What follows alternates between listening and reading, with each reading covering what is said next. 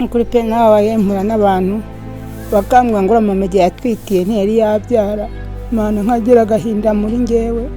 Tuzarerwa nande udafite uguhaye, Imana izadufashe noroherwe cyangwa nyirere. Imana ishimwe ngiye kwivuza yewe, Imana ishimwe. When Nzamwitakuze Françoise looks at herself in the mirror, she cannot believe that she is the one who has survived this far. A mother of 6 children with no husband. At one point, death seems to be the best option she could take. And she vividly remembers the time she was proclaimed dead, not just once but twice. It was all tears and agony when we visited this woman for the first time, as she narrated one of the worst stories anyone can endure. Wabona n'utuzi naducyo gakuramo litiro 2 kugira ngo ntasandara. Nicyo kintu kwa muganga bagiye bankorera, nongera nkasubira mu buriri nkaryama, nkifuza n'urupfu nkarubura. Byagezeho nifuza n'urupfu nkarubura.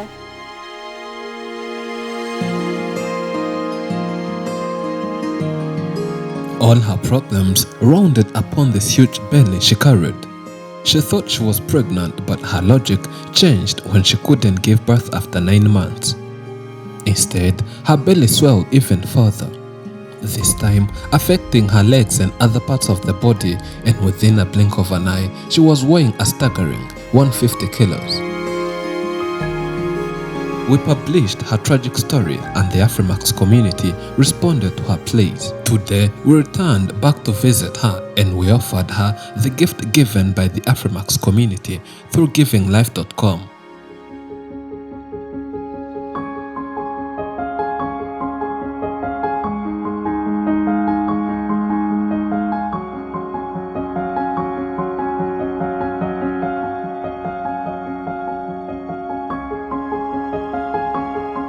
Mara ya mbere yavuye muri Giving Life.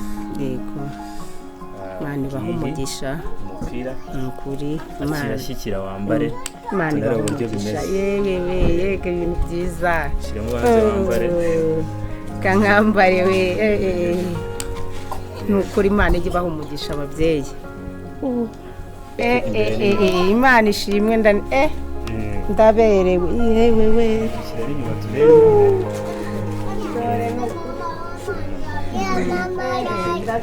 Imana bahumugisha. Imana iyo niho uri fungura wirebe fasha gutya. Yego. Ngaho uramo asigaye. Yewe. Imana ishimwe ngiye kwivuza yewe, Imana ishimwe. Yego mana yanjye, Imana ishimwe. Yo abantu mana bakoze iki gikorwa, Imana bahumugisha. Nimbwira izina ryabo babyeyi b'Imana. Giving Life. Ntago namenya kubivuga ariko nukuri Imana ibahumugisha. Nukuri ndanezerewe, abantu bose nzanye nabibabwira. Nzabona hone nivuze, Imana ibahumugisha. Ndanezerewe cyane rwose, n'amafaranga menshi nahama abana banje bagakora, nanjye rwose ntago nakongera gusaba umunyu. Babyeyi b'Imana mukoze ibi aho muri hose, Imana ibongerere. It was satisfying to see her joyful face, and she told us how her life has improved since we visited her last time. Ubwo mwansuraga bwa mbere nuko nari meze hari kirimo guhinduka. My condition when you visited me for the first time and how ours has improved. By then, my belly was so big, as you can remember. But now, it's no longer the case. Since you visited me and uploaded my story, many people came over and offered me some help to buy medicine that had improved my livelihood. I'm so grateful to everyone who has helped me ever since you came to visit me. I always go to the hospital whenever I get the opportunity, especially when people offer me some money. You can also see that our livelihood here at home has improved considerably. I'm thankful to the Afrimax community that helped my life.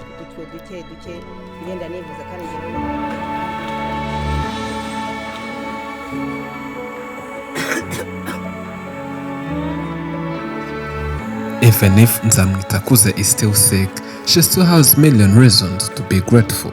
She's among the few people in the world who managed to prove death wrong and not just once but twice.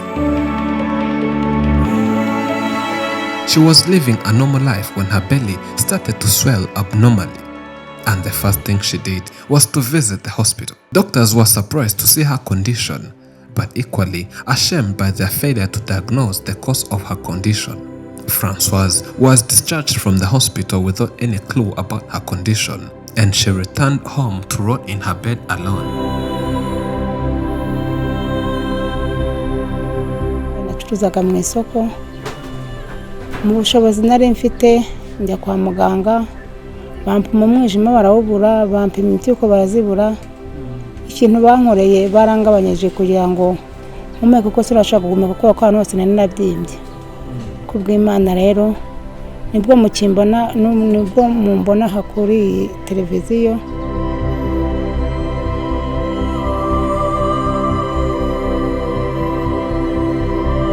By then, Françoise was still living with her husband, who had initially vowed to live with her forever. She was plunged into intense pain, which grinded her soul relentlessly. But even her little hope of comfort vanished when her husband swiftly disappeared from the house.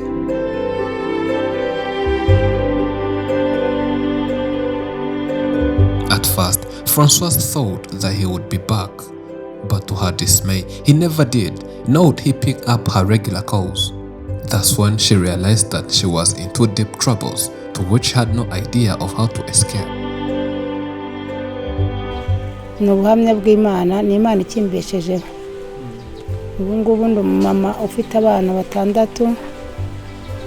Nabwo muri icyo gihe nahise mbaho mu buzima bubi, kandi namwe murabibona.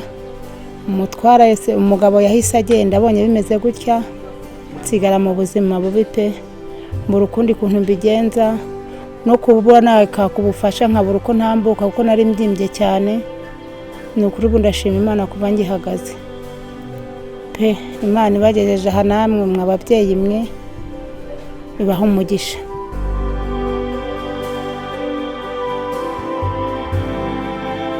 Mentally, Françoise was almost about to capsize, yet her neighbors wouldn't allow her to breathe whenever she moved throughout her neighborhood.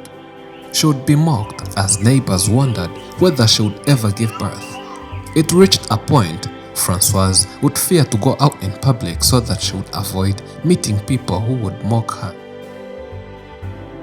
Bakana kuvuga ngo mama igihe atwite ntiyari yabyara, mubashe kuba yambaza no kugira ngo mugire icyo mubwira nkumva ikiniga kiraje.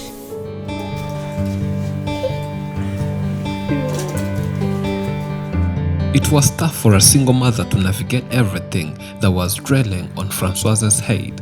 By the time we visited her, she had already stopped attending the hospital after she couldn't afford medical bills anymore. Unfortunately, she was also struggling to make ends meet for her young children, and it was no surprise to spend a few days without putting food on the table.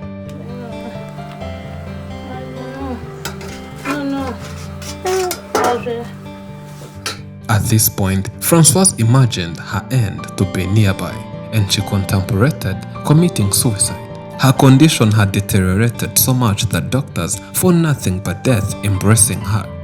Muri hasi byari byanze, meze nabi, nagiye nitambitse kuko nagatana ntabwo nakakwirwagaho. Bambika kabiri ko napfuye, Mana uri mwiza, Mana we.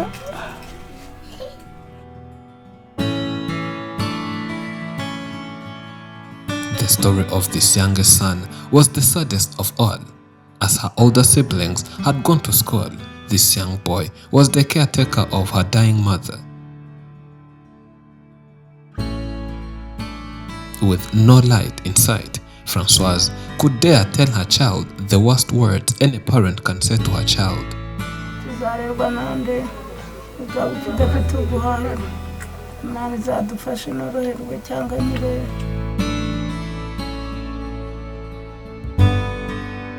Today, as Françoise holds her son on her chest, she remembers everything they have gone through together and how this young hero single-handedly took care of her at the time even her husband could not.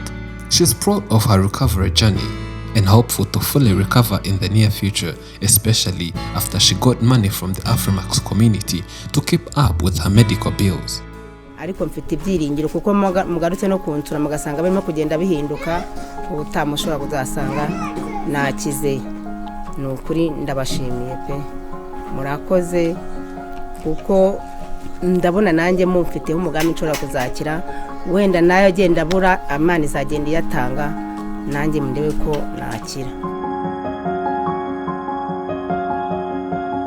As you can see, Françoise's life has massively improved, but this mother is not far from full recovery. She still needs to attend the hospital as doctors have ordered her. To do so, she needs more money which she will use to take care of her children by paying school fees and taking care of her other expenses.